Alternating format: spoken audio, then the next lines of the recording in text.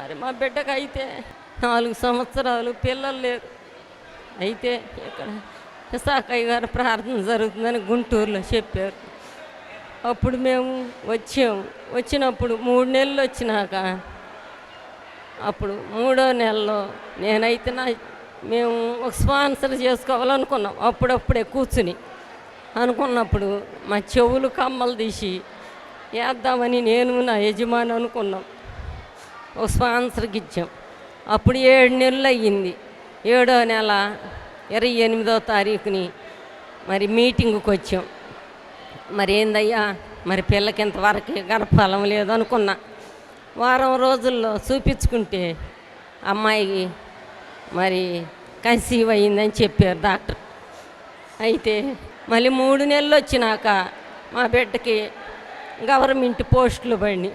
ఎవరు మాకు సహాయం చేసేవారు లేరు.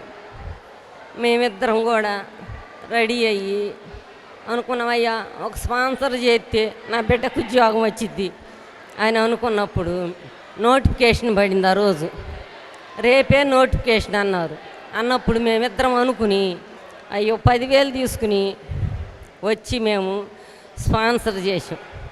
స్పాన్సర్ చేసిన తర్వాత అయ్యా మా బిడ్డకు ఉద్యోగం అని దైవదాసులను అడిగినప్పుడు వచ్చిద్ది అన్నాడు. సరే వెళ్ళాం. మరలా 2వ నెలలో వచ్చాం.